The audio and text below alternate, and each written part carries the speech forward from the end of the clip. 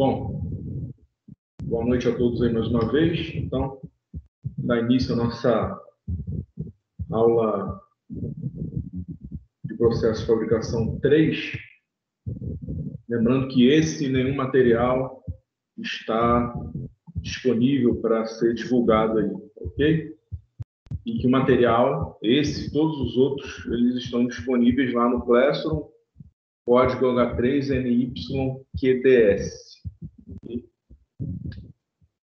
E as aulas eu estou gravando e colocando no YouTube para quem perdeu alguma coisa, cair a ligação aí, cair a internet, ou então tiver algum problema não puder assistir, depois vão ter todas as aulas lá disponíveis. Na aula passada a gente terminou de falar de laminação, né? Falou da laminação de barras e perfis e processamento termomecânico.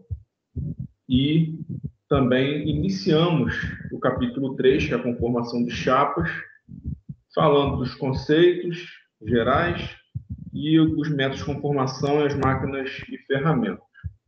E hoje a gente continua no capítulo 3, especificamente falando sobre corte de chapas, características gerais, mecanismos de corte, folga. A folga aqui é a folga entre o punção e a matriz, que é necessária para poder haver o corte.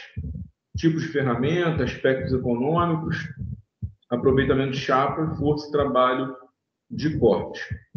Ok?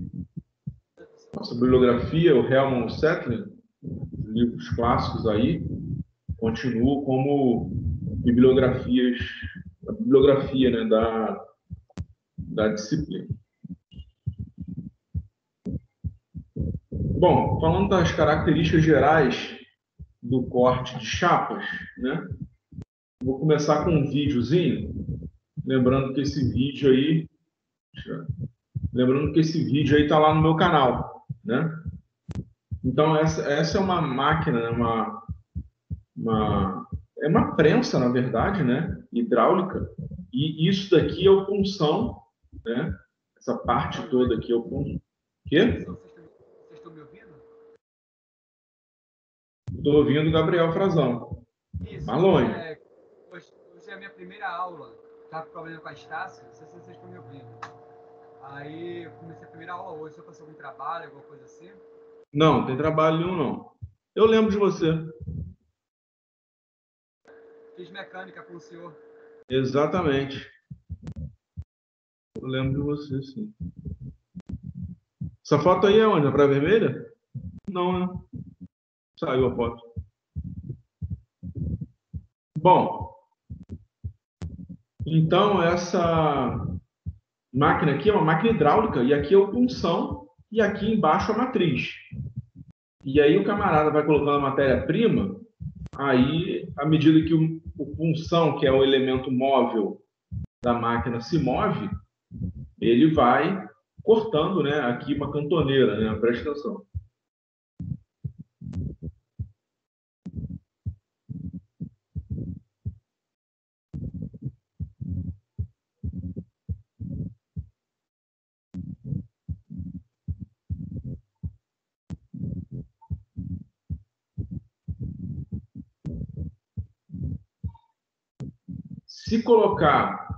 Se colocar o dedinho aqui, ó, e apertar, acionar a máquina, machuca, tá bom?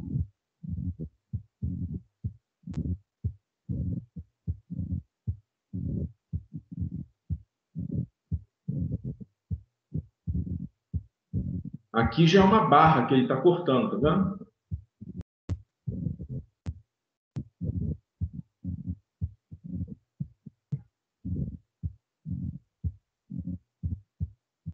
Então, esse é o corte, né, que se dá. E essa folga aqui, que tem entre o punção e a matriz, ela é especificada de acordo com o material que está sendo cortado. A gente vai ver mais adiante. Então, o corte de chapas, né, destina-se à obtenção de formas geométricas a partir de chapas submetidas à ação de pressão exercida por um punção ou lâmina de corte. Quando o punção ou a lâmina inicia a penetração na chapa, o esforço de compressão converte-se em esforço cisalhante, que é o esforço cortante, provocando a separação brusca de uma porção da chapa. Então, essa é a grande característica do corte, né? É a conversão desse esforço de compressão em esforço cisalhante. Se não tiver um esforço cisalhante, o corte vai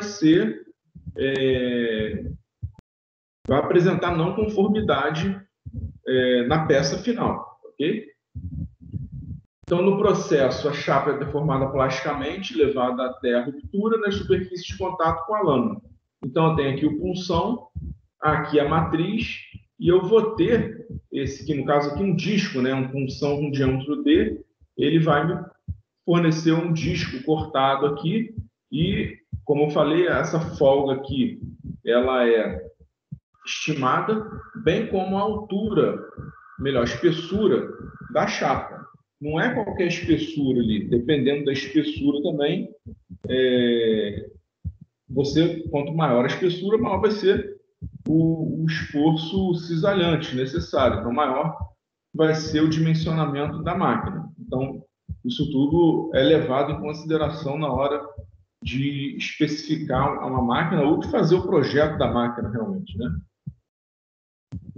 No instante que o punção penetra na matriz, o esforço de compressão converte esforço de cisalhamento e ocorre o desprendimento brusco de um pedaço de chapa.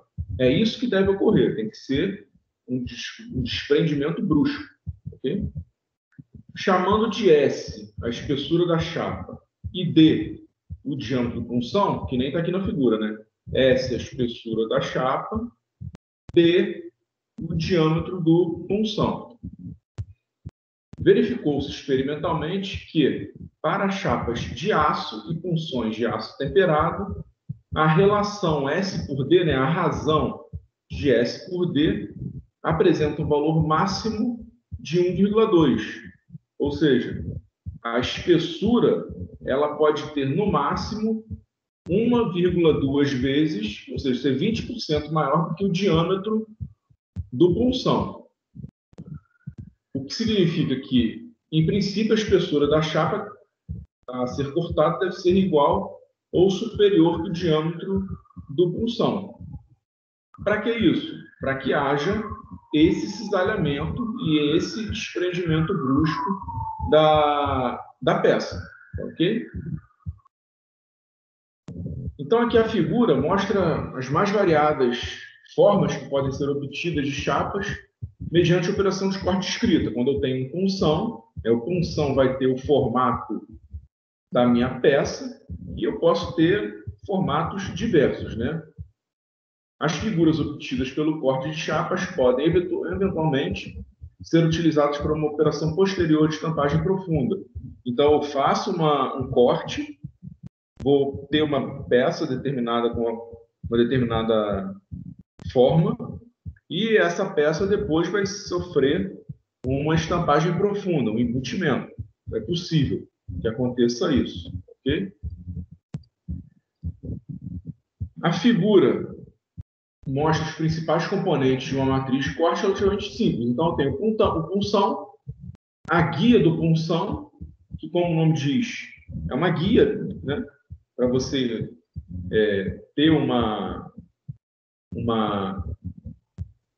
restrição do movimento de punção aqui na horizontal, a peça propriamente dita, que está sendo cortada aqui, né? E aqui a matriz, né? Então, como eu falei, o elemento móvel normalmente é o punção. Então, a punção deve apresentar seção conforme o contorno desejado da peça, as três da chapa, do mesmo modo a cavidade da matriz. Então, nessas peças aqui, por exemplo, tanto o punção quanto a matriz vão ter aproximadamente esse formato aqui, né? Não vai ser outro formato. Para fazer essa peça aqui de baixo, né, eu vou ter o punção e a matriz com formato desse daqui também. Tem que ser compatível, claro, né? E é muito importante o estabelecimento de um valor para a folga entre o punção e a matriz, e essa folga depende da espessura da chapa a ser submetida ao corte e do tipo de material, que pode ser duro ou mole. Ou seja, ele pode ter um corte frágil ou um corte dútil, né?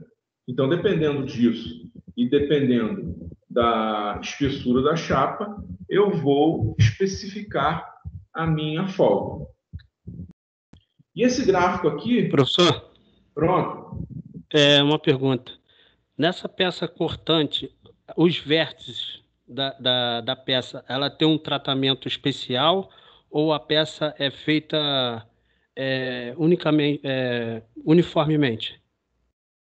Da peça que está sendo cortada? Do punção? Do punção. Então, como em todo projeto, evita-se cantos vivos, né? Senão você vai ter um acúmulo de tensões e uma região mais frágil. Só se não tiver jeito que você mantém. Mas você procura evitar a fabricação, né, de cantos vivos quando possível, ok? Até porque a dureza do punção ela é muito alta. Então, se você tiver um canto vivo ali, vai ser um lugar que vai quebrar. Aquela pontinha ali vai quebrar, tá bom? Sim, mas por exemplo, nesses vértices, ele tem é laminado ou não? O punção? O punção é uma peça única. É um aço temperado que vai sofrer um tratamento térmico lá, mas se for laminado, se for forjado, o vértice é igual o restante do corpo. Senão você vai ter uma diferença de dureza entre as regiões do punção que não é recomendável também. Beleza. Então, esse gráfico aqui é um gráfico que permite a determinação da folga, né? Aqui no eixo da ordenada eu tenho a folga, né, que vai de 0 até 1, mais ou menos, né? E aqui eu tenho 3 curvas de acordo com o meu material e aqui a variação da espessura das chapas.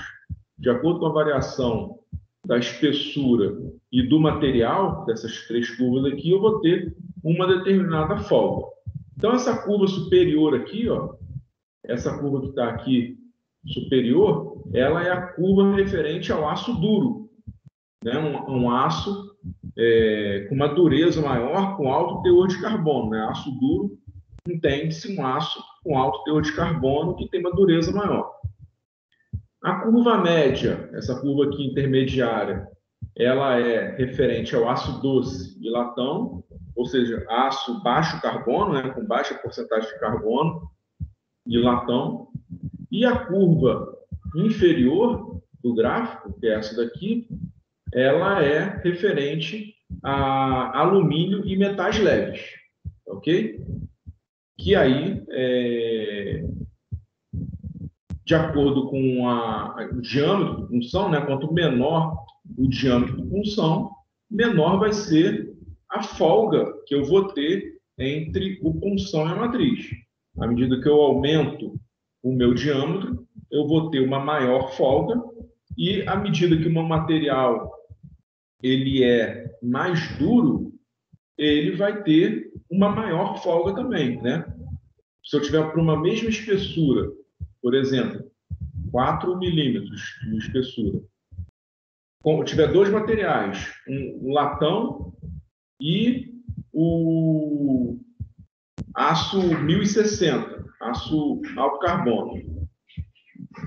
O aço 1060, que é um aço duro, vai ter uma folga maior do que, por exemplo, o latão, nesse exemplo que eu estou dando. Ok? Por que isso? Eu pergunto para vocês. Eu jogo para a plateia a pergunta. Por que um aço duro vai ter uma folga maior do que um alumínio, por exemplo? Com a mesma espessura.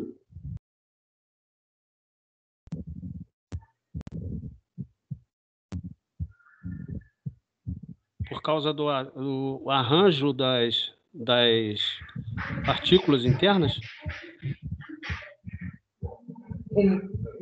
causa do arranjo, mas é muito genérico, né? Aí funciona com qualquer coisa, né? Mais especificamente, porque o que acontece com o material que é duro quando ele, né, com uma folga grande, e o que aconteceria, uma outra pergunta, o que aconteceria com o mesmo material dútil com uma folga maior? Ele vai sofrer uma deformação maior, porque ele é mais dútil, né? Mas ele vai sofrer uma deformação plástica maior. Exatamente, ele vai. Vocês lembram lá que eu falei que é preciso você ter esforço cisalhante? Eu falei isso agora. O material dútil, se você tiver uma folga grande, ele vai primeiro dobrar, ele vai ter essa deformação que você falou aí, ele vai primeiro dobrar para depois você ter o rompimento. Você não vai ter a ruptura do material em esforço cisalhante, você vai ter uma flexão primeiro. Então, por isso que a folga tem que ser menor, para que não tenha essa deformação e depois a ruptura do material. O material tem que romper direto, tem que cortar, cortar o material. Então, é por isso, ok?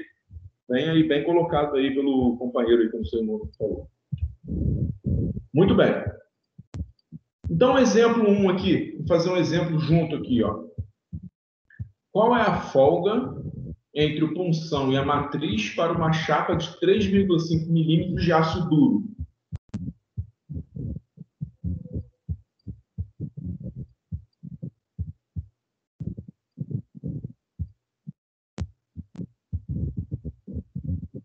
Zero 3 milímetros.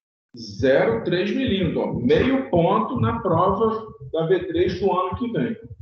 Então, eu tenho aqui, ó, eu tenho a chapa de 3,5 milímetros, está aqui. E o aço duro corresponde a essa curva superior aqui. Então, é essa reta aqui.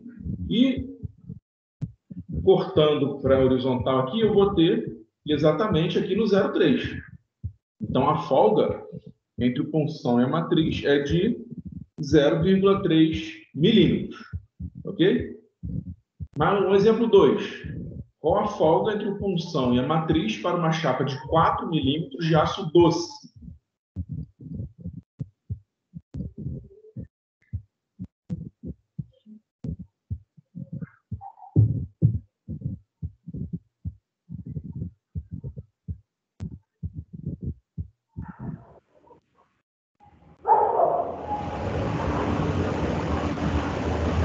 A curva do aço doce é a do meio? É a do meio. É aço duro, aço doce e aqui alumínio. É 0,28, está quase próximo ao 3. 0,28. 0,28 milímetros. Mas... Poderia ser 0,29? Dependendo ali da aproximação, poderia? Poderia, dependendo. Poderia ser 0,27? Acho que não. Acho que não. Não, muito difícil. 0,25? Não. 0,25 também não. Nem pensar. 0,25 nem pensar, né? 0,3? Também não, poderia. Aí pode acarretar e amassar, né? Não ia ter o cisalhamento. Isso. E 0,275 poderia ser?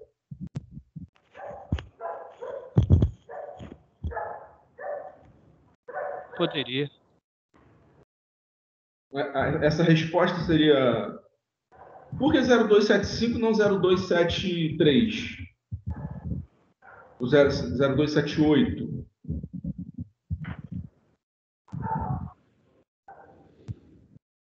Poderia? Que aí Olha vai só. arredondar. Não, vai olha arredondar só. para cima. O gráfico, ele está aqui, né? Com uma precisão de uma casa decimal. Então, 0, 0,2, 0,4, 0,6. Então, quando eu coloco aqui esse ponto entre o 0,2 e o 0,3 e estimo aqui, o número 8 já é o algarismo, né? O algarismo 8 aqui já é uma estimativa da minha medida. E como a precisão é de uma casa decimal, a segunda casa decimal é a estimativa. Eu não tenho como estimar a terceira casa decimal aqui, entendeu? Então, é uma questão de leitura, né, da escala, que eu só posso ter um algarismo significativo e um algarismo que está estimado, entendeu? Então, 0,28, 0,29, 0,27, eu estou ali na estimativa, mas 0,275 já não tem como fazer essa estimativa pela escala do gráfico, tá ok? Então, o máximo que eu posso estimar é o 0,28. O 0,29, 0,27, se tiver muito ruim de vista ali, né? 0,25 já não pode, porque 0,25 seria a metade exatamente disso aqui, né? Eu estaria bem no meio. E 0,3 eu estaria aqui como a gente viu no exemplo anterior, né? 0,3 seria o ponto exato ali da minha curva. Ficou claro esse conceito aí da estimativa? Sim. Beleza, então. Exato, mestre. Bom, falar agora do esforço necessário para o corte. Então, o quanto que eu preciso de aplicar de força para cortar minha chapa. Então, essa equação aqui é uma equação extremamente simples, né? Que permite determinar o esforço para o corte. E o esforço Q, ele vai ser o perímetro da figura vezes a espessura da chapa vezes a resistência ao cisalhamento do material, que é uma pressão, né? Uma tensão, na verdade, né? Que é aproximadamente 3/4 a 4/5 da resistência à tração do material. Então, com essa formulação aqui, eu vou saber quanto que eu preciso de força no meu punção para cortar o material. Ok? Então, é uma forma muito simples, né? A força é o perímetro vezes a espessura vezes a resistência ao cisalhamento do material. Então, um exemplo aqui, né? Deseja-se confeccionar um furo na chapa abaixo, sabendo que o material é um aço SAE 1020, com tensão de ruptura de 460 megapascal, utilizando uma resistência ao cisalhamento de 3/4 da tensão de ruptura, determinar a força de corte e a folga entre punção e a matriz. Então, eu tenho aqui, eu quero fazer esse furo aqui, ó. Desejo confeccionar um furo. Então, é esse furo aqui. Então, a matriz e o punção tem que ter que formato?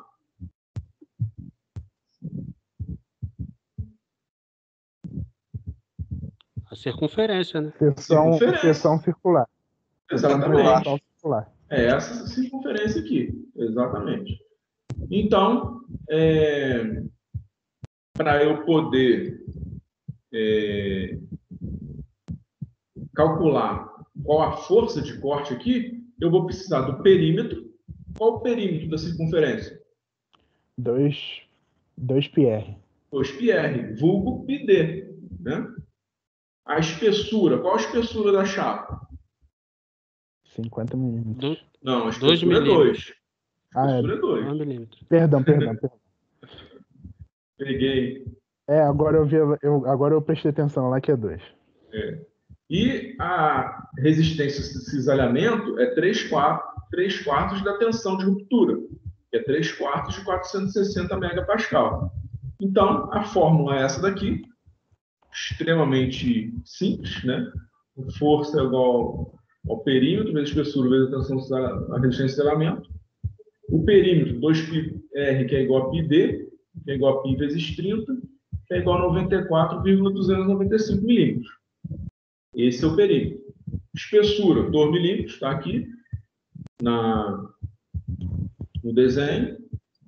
Tensão de cisalhamento, mestre, deu 345. Aqui 345 megapascal, que é a mesma coisa que 345 newton por milímetro quadrado. Essa é para poder usar a unidade milímetro aqui, né? Que eu vou ter aqui milímetro vezes milímetro ao quadrado. Porque se eu tiver aqui megapascal, newton por metro quadrado, né? Aí eu teria que passar isso aqui para metro também, né? E ajustar a unidade, né? Bastante simples isso aqui. Mas a gente sabe que 1 megapascal é igual a 1 newton por milímetro quadrado. Então, substituindo os valores aqui na fórmula, eu vou ter que essa força... 65 kilonewtons. Aproximadamente 65 kilonewtons. Aproximado. Botei aqui, ó. Aproximado. Então, as minhas contas... Quê? Não ouvi. Nos meus cálculos também deu a mesma coisa. Opa, então acertei, né? Acertei. Beleza? Então, essa é a força de corte para fazer esse furo com diâmetro de 30 milímetros. Uma coisa que todo mundo não, mas muita gente esquece quando eu pergunto na prova, eu pergunto qual é a força e qual é a folga. E aí a pessoa lá, o aluno, se preocupa em calcular a força, mas quando vai... Aí ele esquece da folga e não responde a folga, né? Mas qual que é a folga? A gente tem que ir lá no gráfico, né? Da espessura em função da folga. E eu falei que é um aço, que era 1020, né? Era um aço 1020. Um aço 1020, o aço 1020 é um aço doce. É um aço com baixa porcentagem de carbono. Então, a curva do aço doce é a curva do meio. É essa aqui. E a espessura da chapa a gente viu ali no desenho que era 2 milímetros. Então, é essa espessura aqui com essa curva intermediária, que é a curva relativa ao aço doce. E isso daqui vai dar aproximadamente ali 0,12, 0,13, né? Por ali, né? 0,12, 0,13. Botei 0,12 ali. Então, a folga entre punção e a matriz é 0,12 milímetros. Aqui não pode ser 0,125, né? Pode ser 0,128572. Né? Ser, como eu falei, só um algarismo estimado ali. Tá ok? Dúvidas? Beleza. Mestre, só tem uma coisa.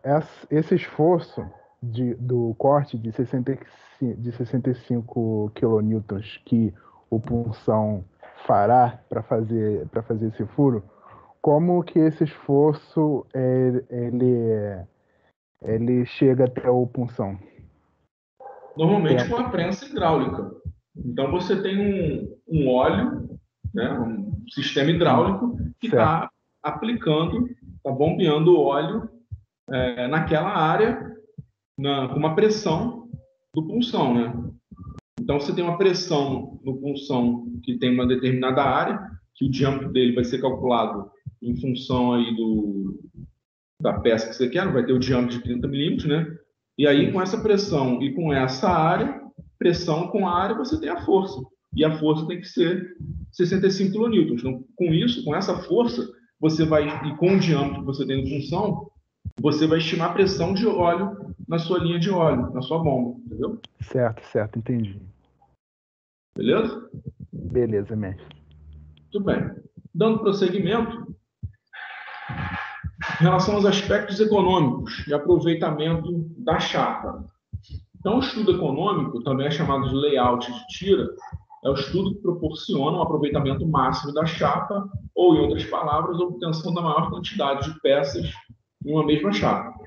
Esse estudo visa encontrar a melhor distribuição das peças na chapa, bem como calcular as distâncias ótimas entre várias peças.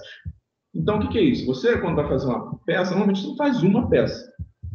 Normalmente você faz milhares de peças, né, para cortar a chapa. E se você fizer o corte de qualquer maneira, certamente você vai ter um desperdício de material e é dinheiro que você está perdendo, né? Então, é sempre imperativo aproveitar ao máximo da chapa para distribuir as suas peças ao longo da área que você tem disponível. Okay? Então, esse é o objetivo desse estudo. Então, aqui eu tenho algumas distâncias, né? Por quê? Essas distâncias são importantes porque uma peça, um corte, melhor dizendo, vai influenciar em outro corte, né? Então, eu tenho aqui algumas... isso aqui é normatizado, né? De acordo com o tamanho e com o formato do furo que você está fazendo, né? Do corte que você está fazendo, você vai ter distâncias padronizadas para impedir que, quando você fizer o furo do lado, você tenha uma influência das peças que estão ao redor e, com isso, cause uma não conformidade na peça que você está cortando, né? Então, aqui tem essa tabela, né, de acordo com o material, com a espessura e essas distâncias A, B, C, né, que são mostradas aqui nessa figura. Eu tenho aqui várias distâncias, né, para essas dimensões, né? Isso vai muito também da experiência. Normalmente a empresa, quando vai fazer alguma coisa, já tem o delineamento, né, do que é para fazer e já sabe como que vai melhor aproveitar a chapa, mas tem que começar de alguma forma, né? E essa tabela aqui mostra como fazer isso. E um exemplo extremamente simples, né? Estou fazendo essas peças em L aqui, né? Então, se eu colocar nessa distribuição aqui, eu vou fabricar 4 peças. Se eu simplesmente inverter essa segunda aqui, né? Eu vou conseguir aumentar em 50%, né? Vou ter 6 peças, vou ter 2 peças a mais da minha produção, somente arranjando a peça, né? na chapa. Aqui é muito simples de ver isso, né? Mas imagina que eu tenho uma chapa muito grande e imagina que eu tenho muitas peças diferentes para cortar. E aí que fica a dificuldade de fazer isso. Mas existem softwares que fazem essa distribuição, que nada mais é do que um problema de otimização, né? Onde eu tenho uma matéria-prima, né? Tenho uma área, que é da área da chapa, e eu tenho as diversas peças que vão ser distribuídas nessa chapa. Então, é uma função objetiva com as restrições de geometria que eu tenho. E aí o software, tem diversos softwares que fazem isso, que distribuem a chapa da melhor maneira possível, né? Aqui alguns exemplos, né, de peças distribuídas, né? De várias geometrias distribuídas, né? E esse software aqui é o chamado corte certo, que ele tem essas chapas aqui. Então, eu tenho, por exemplo, aqui, essa chapa azul é uma dimensão, tá vendo? É 650 por 345. A chapa verde, ela é a dimensão da chapa verde é 300 por 338. Tem todas essas aqui. A chapa rosa, são só essas duas aqui. Essa chapa marrom, chapa amarela, chapa verde claro aqui. Então, diversos tipos de chapas e quantidade de chapas. E o software fez essa distribuição aqui, e somente esse pedaço aqui, ó, e esse pedaço aqui, que são refúgio, vamos dizer assim, que você não aproveitou. Agora, imagina você distribuir essa quantidade de chapas nessa área aqui de 3.210 milímetros por 2.200 milímetros na mão. certamente, assim, ou você vai conseguir fazer isso daqui, mas com um tempo muito grande, ou você não vai conseguir distribuir todas essas peças de modo a rejeitar só essa parcela aqui da chapa, né? Mas, professor, oi? O pulsão nesse caso aí a máquina vai ter um pulsão para cada tipo de corte aí, certo? Vai, para cada tipo de corte. Né? Para cada tipo de corte. Aí, por exemplo, a peça, essa chapa aí, ela vai ficar fixa ou o pulsão vai se movimentar para poder fazer esses cortes? Bom, na verdade, essa daí, um corte desse tipo assim, ele é feito ou a laser ou a água, né? Não é o corte de punção. Mas se fossem funções, porque aí teriam funções que aí a mesa da máquina que se move, não é o elemento móvel, né? O elemento móvel tem todo o sistema de óleo ali, né? O que move é a mesa quando você quer fazer cortes em diversas peças. Mas essa chapa especificamente aí, certamente seria cortada a laser ou a água.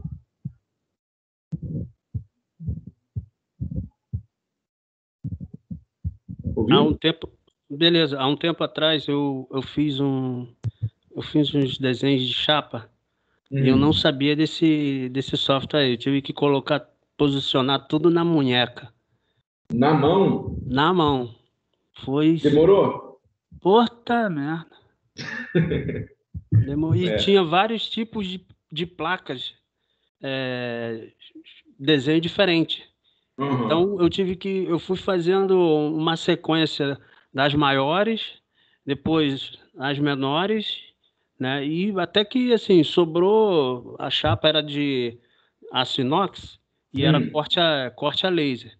Então eu tive que deixar uma folga, né? Qual foi o tempo estimado que você levou para fazer essa distribuição? Cara, eu levei, eu acho que mais ou menos umas 3 horas, 2 horas. 2 horas. Cara, um programa desse aqui resolve isso em segundos. Não sabia. E detalhe, fiz, passei pro cara e até hoje não recebi. Pô, pior ainda, hein? Pior ainda. E a dose. Bom, vida que segue, né? Já que a gente está falando de chapa, né? Eu queria apresentar para vocês também essa função aqui do SolidWorks. Eu acho que todo mundo já ouviu falar, pelo menos, do SolidWorks, né? Que é um software de modelagem 3D, CAD, né? E, particularmente, eu gosto muito dele. E trabalho desde 2001 com esse software. E ele tem essa função Sheet Metal, que é a função chapa metálica, né? Que é exclusivamente para você trabalhar com chapa, né? Você tem a modelagem 3D do SolidWorks, que tem toda esse objetivo de você fazer a modelagem da peça 3D, mas quando você faz assim uma peça que não é ela não é fabricada, né? A partir de um bloco. O objetivo do SolidWorks, quando a gente modela uma peça, é modelar como se a peça tivesse sido fabricada de verdade, né? Não só virtualmente, mas você tem que fazer isso para poder depois essa peça ser fabricável. Então, uma peça dessa aqui, por exemplo, você não pode fazer um bloco e depois tirar o meio do bloco aqui, porque não é assim que você faz essa peça. Uma peça dessa, tipo um gabinete de computador, né? Ela é uma chapa. Ela é feita a partir de uma chapa que é furada e dobrada para dar esse formato. Então, essa função Sheet Metal do SolidWorks tem exatamente esse objetivo, né?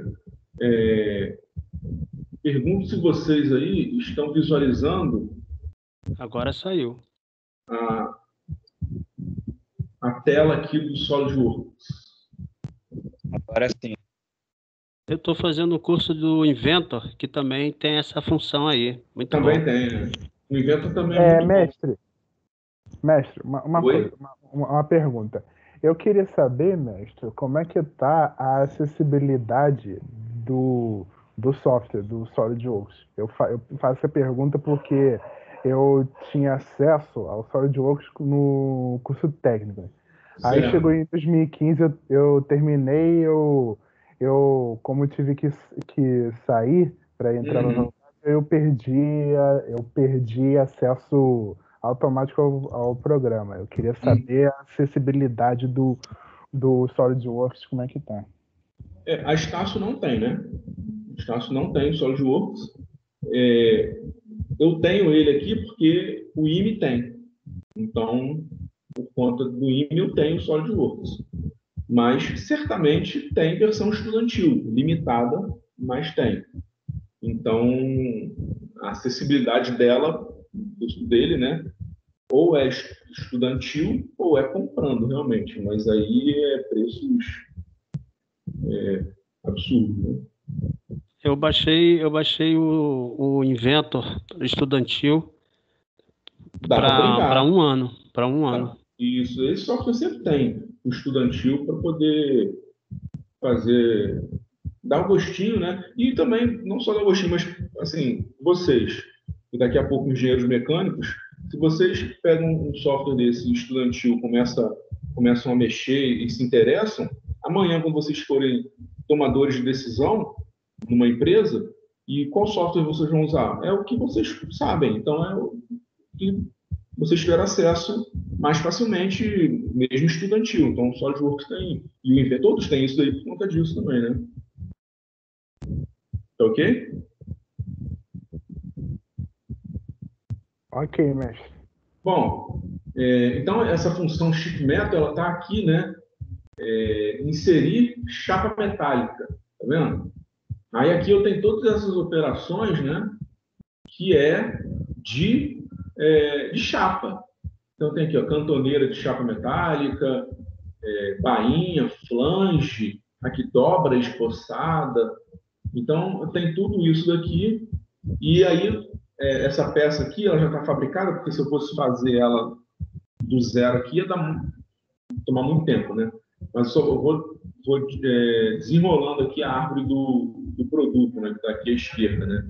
Então, essa base aqui, ela é fabricada, já não é uma base como se fosse esse ressalto extrudado aqui, né? Para quem conhece SolidWorks, né? Para fazer peça 3D, você usa muito esse ressalto extrudado, mas isso aqui não é um ressalto extrudado, porque isso aqui é uma chapa, né?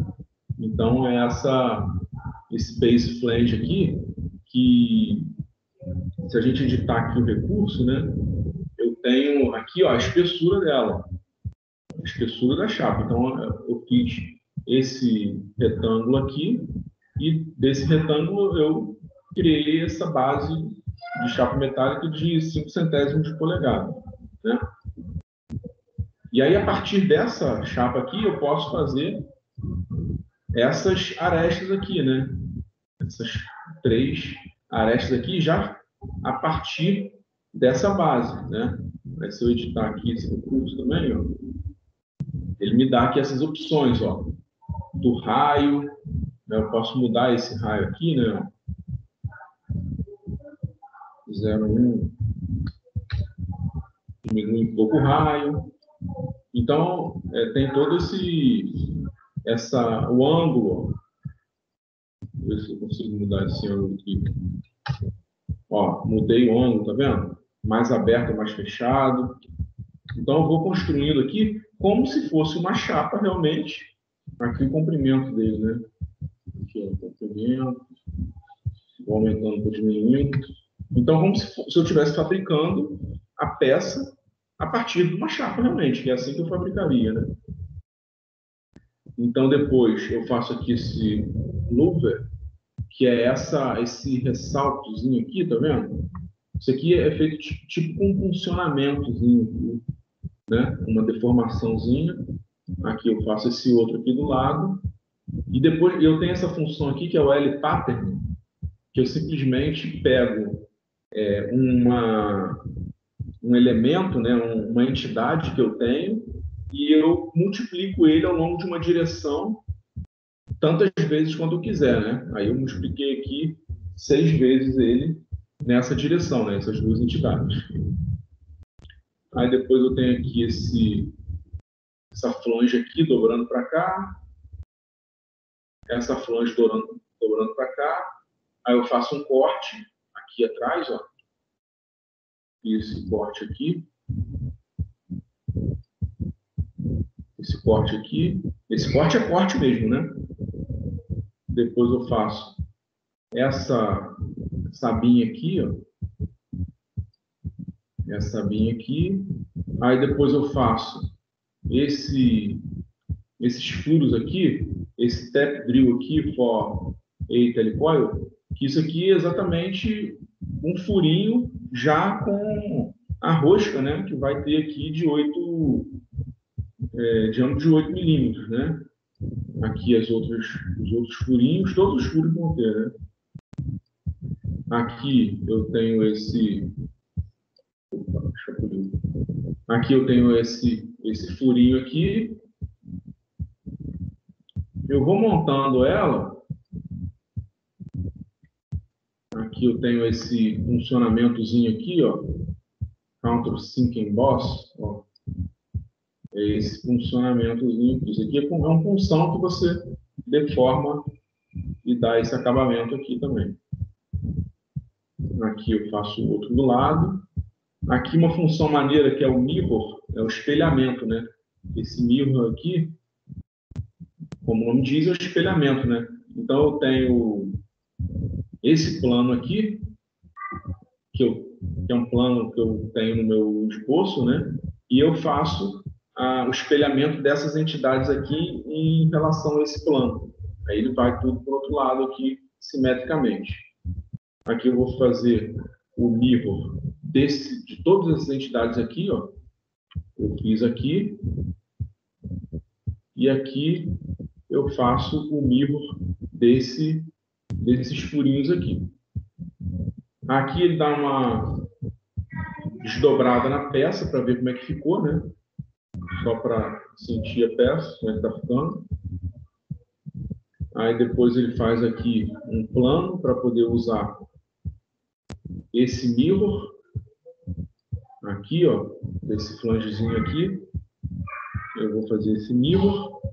Aí depois eu vou fazer o mirror deles dois para o outro lado aqui. Aí depois eu vou fazer esse break corner aqui, ó.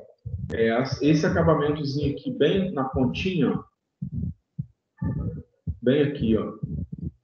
Faço esse acabamento aqui e vou fazer esse acabamento aqui nessa outra ponta. Aí depois eu faço o Vent Cut Extrude, que é esse furo aqui, esses furos, né? Ventilação. E depois eu faço esse rib aqui, que é esse rebaixo aqui, né? Que é uma deformação também. E, por fim, eu coloco alguns furos também aqui, que é provavelmente onde vai encaixar a fonte, né? Porque aqui eu tenho essa janela de ventilação, que deve encaixar a fonte. E aqui eu tenho a peça realmente como vai ser montada, mas eu, quando for fazer todas as operações aqui, né, de furo, rosca, funcionamento, tudo isso que eu fizer, eu tenho que fazer na chapa planificada. Eu tenho que fazer nessa chapa aqui, né? Não posso fazer na peça dobrada, né? E isso é importante também para eu saber qual é a dimensão da minha chapa. Quanto que eu preciso de chapa para poder fazer esse gabinete, né? Eu vou ter aqui uma dimensão aqui, ó. Tá em polegada, né? Mudo aqui para... Ó, 340...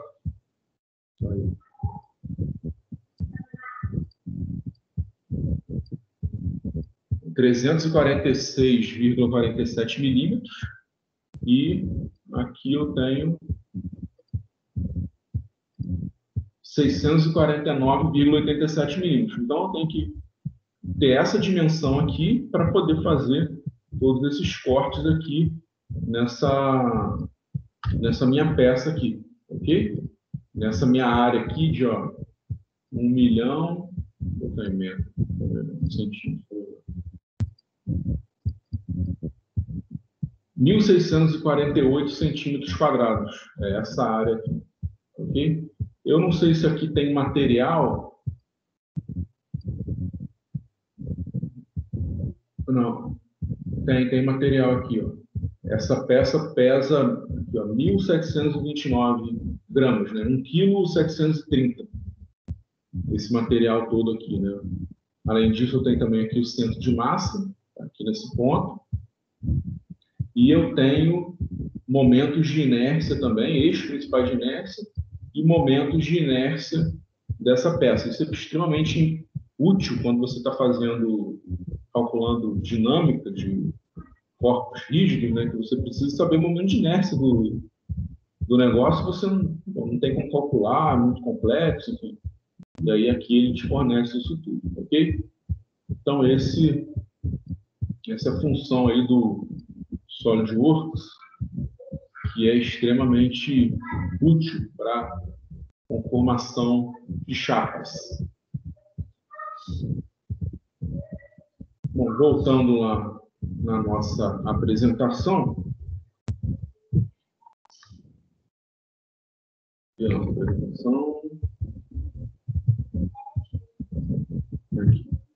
Voltando aqui na nossa apresentação. Mas eu gostei da maneira como o senhor apresentou o SolidWorks lá da chapa, evoluiu o nível. Pô, que bom, Moisés, que você gostou, cara, porque estava um silêncio fúnebre aqui, que eu achei que até tivesse caído a minha internet, né? Mas que bom que você gostou. Ninguém nunca falou que gostou disso aqui para mim. O professor que estava evoluiu o nível da aula. Obrigado. Teve outro aluno que falou alguma coisa, perdão? Não, a verdade é o seguinte, estava muito interessante e ninguém queria atrapalhar o senhor, por isso. Obrigado. Bom, então, pessoal, para a aula de hoje eu não preparei nenhum quiz, né? Nenhum exercício, né? Na aula que vem a gente continua aí com materiais indicados para as matrizes e já dá início ao dobramento também, tá ok? Lembrando que o material, por favor, o Gabriel Frazão, que chegou hoje aí, ó, se cadastra lá no Classroom, que o material todo está lá para poder acessar todos os slides, o material do Lélio está lá também. Então, é muito importante entrar lá para acessar todo o material, tá ok? Meu canal do YouTube, para todo mundo ver, a aula que a gente grava aqui, daqui a pouco eu vou colocar lá. Daqui a pouco não demora a renderizar, né? Mas quando estiver pronto eu coloco lá. E é bom que todo mundo esteja seguindo, ok? Qualquer dúvida, meu e-mail de sempre, gustavosimão@uol.com.br. Como todos sabem, 24 horas por dia, 7 dias da semana, ok? Alguém tem alguma dúvida? Não, mestre. Tranquilo. Então, agradeço a todos aí. Em seguida, aí o Lélio vai abrir uma outra sala, né? Que ele tem utilizado